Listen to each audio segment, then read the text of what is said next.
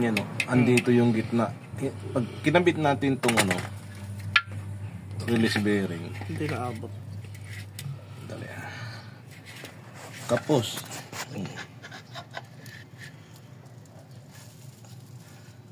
Kapos siya eh. So kailangan natin madugtungan ng tama. Pero ang kapos niya kapiraso na lang oh. So kailangan natin siya madugtungan ng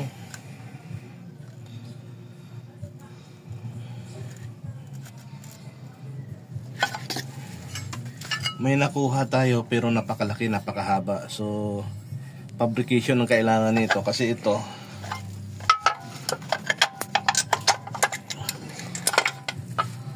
pag ito nakakabit Yan, yeah, hindi, sobra yan. Sumobra na siya, nandito na, lumampas na oh.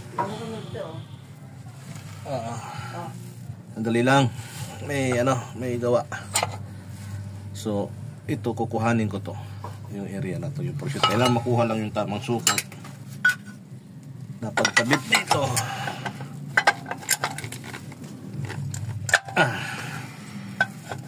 So, tika. Meron pa ba to?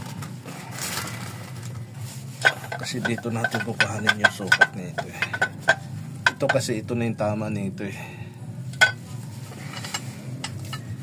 Ngayon, para makuha natin yung sukat niyan, sa elemento nito,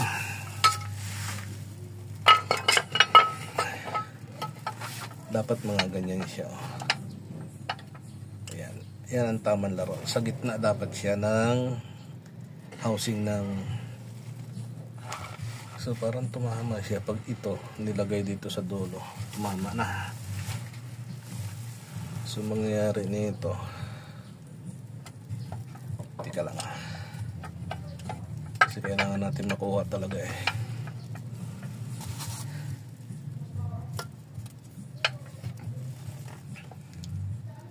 Dito yung ano Dali lang, dali mo na sa loob, papasok na doon. Ayan.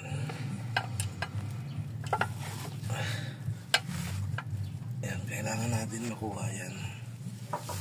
Sana ako magdugtong. Kasi kung dito tayo magdugtong, yan.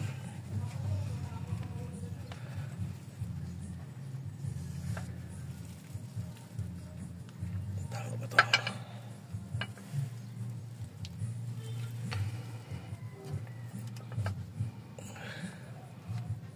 Tama ba ito?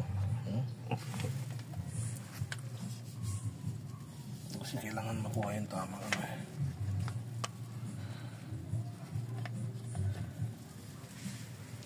Parang kinapos ata. Patay tayo dyan. Ang hirap. Ayan.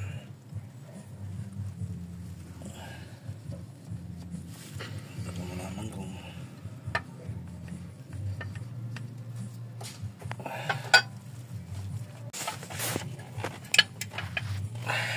ayan, kahit ganyan lang.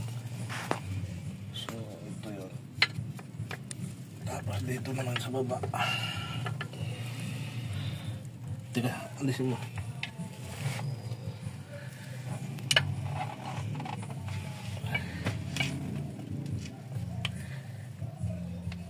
Itim pa naman to.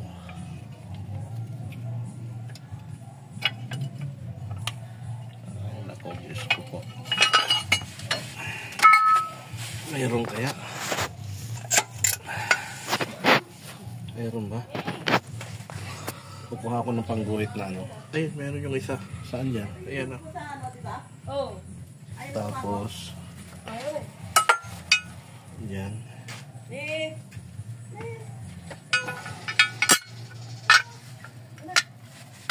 Kasi parang kapiraso lang naman eh. Saan yung isa? Saan ba yun?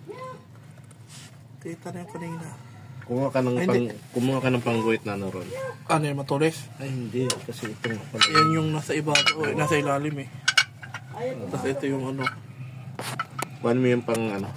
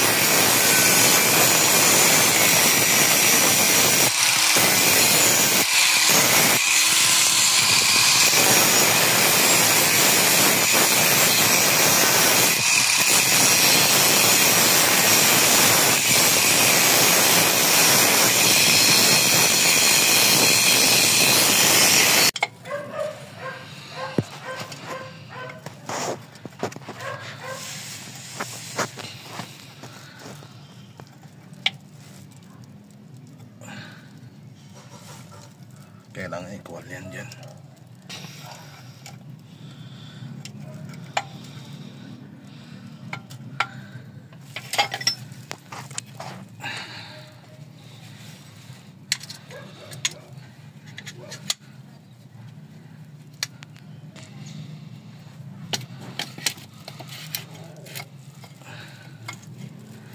Yun. So yun ang problema natin. Kung dinugtong ko na, palpak na tayo. So kailangan ko pa mag-cutting ng, kasi dyan siya nakalagay sa gitna na yun eh. Pangguhit natin doon.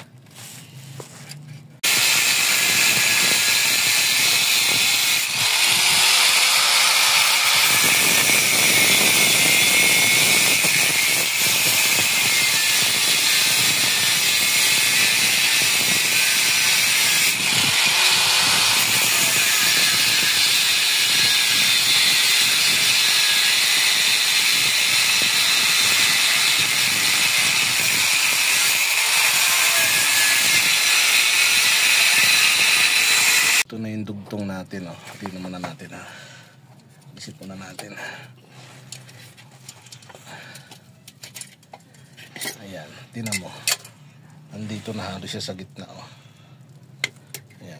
Kaya pagdating dito, hindi pwede isagad sa gitna yan, eh. Mawawala siyang, ano, yung play.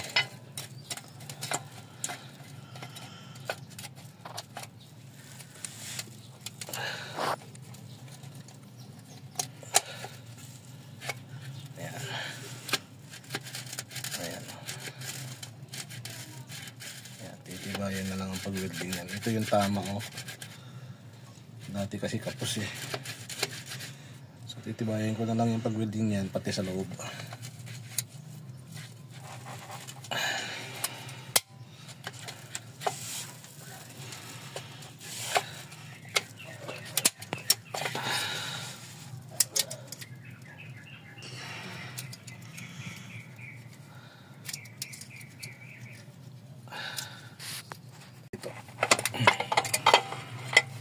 Pataasin natin yung, ano ba to? 22 ata. May 22 ba yan?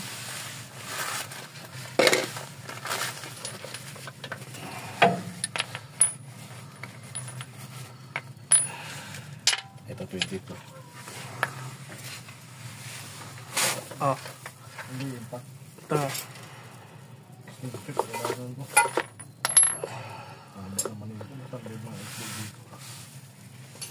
Oh, may pwede. Di ba? Pwede na ba? Lalagyan ko ng spacer to para tumaas. Para humaba yung travel ng fork. So, alisin ko muna yan.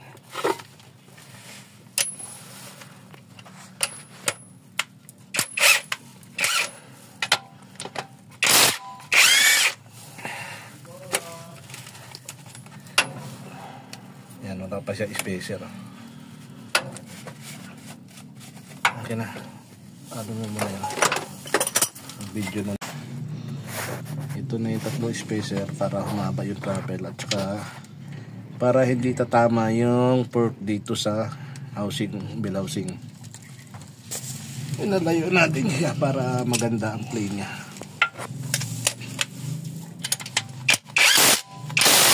Maganda ang travel. Tingnan natin.